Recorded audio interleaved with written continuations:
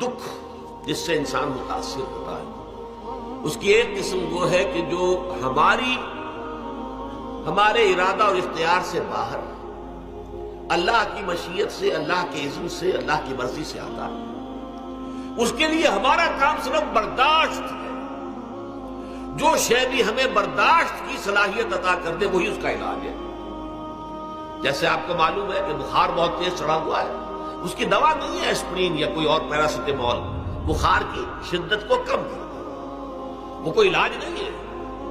علاج تو ہوگا اگر معلوم ہو کہ کون سے جراثیم ہے، کس کی وجہ سے ہے، اس کا صحیح اینٹی بایوٹک کون سا ہے، وہ علاج ہوگا۔ یہ علاج نہیں ہے، لیکن اس کی شدت کی کمی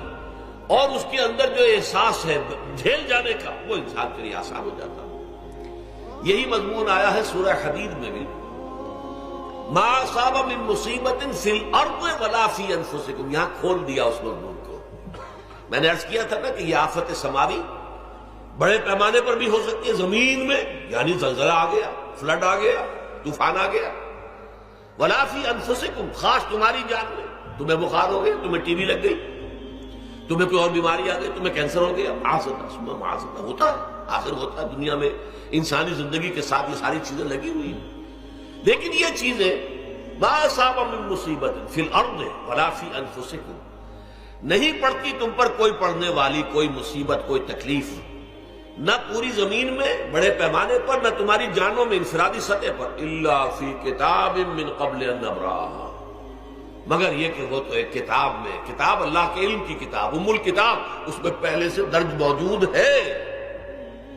یہ الٹ اپ نہیں ہو گیا، یہ اچانک نہیں ہو گیا۔ آپ اچانک سمجھتے ہیں کہ صاحب میں تو جا رہا تھا، اچانک ٹرک نے آ کے مجھے دھکا مار دیا۔ اچانک کوئی شے یہاں نہیں ہوتی، اس کائنات میں پتہ تک نہیں ہلتا جب تک کہ اذن رب نہ ہو۔ اچانک کا کیا سوال؟ تو در حقیقت جو ہوتا ہے وہ اللہ تعالیٰ کے علم میں پہلے سے ہے، علم کامل، ما کان وما یکون، جو کچھ ہوا ہے، جو کچھ ہوگا، مستقبل، ماضی، کل کا کل آنے واحد میں اللہ کے علم میں موجود ہے۔ لہذا یہاں اچانک کچھ نہیں ہوتا، جو بھی آیا ہے اللہ کے علم سے آیا، اور یہ پہلے سے اللہ کے علم کے اندر موجود تھا، لکھا ہوا تھا، الا فی کتاب من قبل ان نبرأھا ان ذلک علی اللہ یسیر۔ یہ تمہیں تو مشکل نظر آئے گا لیکن اللہ پر بڑا آسان ہے، اللہ کا علم کامل، ما کانا ما یکون کو حاوی ہے، لکہ لا تاسوا علی ما فاتکم، تاکہ تم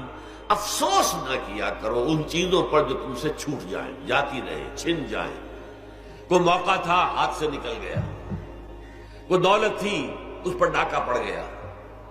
کوئی اور مصیبت ہے وہ آ گئی، کوئی عزیز فوت ہو گیا، اکلوتا بیٹا تھا فوت ہو گیا، وغیرہ وغیرہ۔ ما فاتکم، فات سے ہی فوتیدگی ہے نا، جو شے بھی نکل جائے، چلی جائے، ہاتھ سے جاتی رہے، چاہے وہ کوئی آپ کا عزیز تھا جو فوت ہو گیا تو آپ کے ہاتھ سے نکل گیا، یا کوئی مال تھا جو آپ کے قبضے سے نکل گیا، ڈاکہ پڑ گیا، چوری ہو گئی، نقصان ہو گیا کاروبار میں بہت بڑا، اس پر افسوس نہ کیا کرو۔ اگر افسوس کرو گے تو اس کا مطلب کیا ہوگا کہ تمہیں اللہ پر اعتماد نہیں ہے، یا تم سمجھتے ہو کہ اللہ کے سوا بھی کوئی ہے جو یہ کام کر سکتا ہے۔ کائنات میں تو ایک ہی کی مرضی چلتی ہے، وہ ہے اللہ۔ لہذا اگرچہ وہ کسی کے ذریعے سے تکلیف آپ کو پہنچی ہے، کسی نے آپ کو پتھر مارا ہے، وہ پتھر ہو سکتا ہے آپ کو نہ لگتا، لگ گیا ہے تو اللہ کے فیصلے سے لگا ہے، اس کا باپ بھی نہیں پتھر مار سکتا آپ کو اگر اللہ کا اذن نہ ہو۔ لہذا آپ پتھر مارنے والے کو بھی مجرم سمجھیے، ٹھیک ہے، اس سے بھی قصاص لینے کا آپ کو حق ہے، لیکن یہ جان لیجئے کہ جو آیا ہے پتھر وہ اذن رب سے آیا ہے۔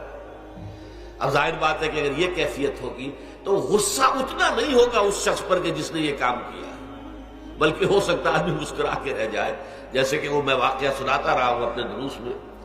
کہ ایک درویش مرش آدمی جا رہا تھا، جو رب کرے سو ہو، جو رب کرے سو ہو، جو رب کرے سو ہو، کسی شخص نے پتھر اٹھا کر دے مارا، اس کے سر پہ لگ گیا کہ اس نے پیچھے پلٹ کر دیکھا کس نے مارا ہے، اس نے کہا مجھے کیا دیکھتے ہو، جو رب کرے سو ہو، یہ تو رب کے مارنے سے۔ اس نے کہا مجھے تو یہ پتھر رب کے مارے ہی لگا ہے، لیکن میں دیکھ یہ رہا تھا بیچ میں کس کا منہ کالا ہو گیا، اپنے لیے کس نے ایک گناہ کما لیا، اپنے لیے کس نے ایک مصیبت جو ہے وہ مول لے لی، وہ بیچ میں تم آ گئے ہو، پتھر اللہ کی طرف سے آیا، لیکن اس کا عذاب، اس کا وبال تم پر آ جائے۔ بہرحال یہ تو میں نے عرض کیا آپ کے سامنے، وہ چیزیں کہ جو آ جاتی ہیں، وہ تکالیف و مصائب جو اللہ کی طرف سے من جانب اللہ ہے، اس میں آپ کسی کو مورد الزام نہیں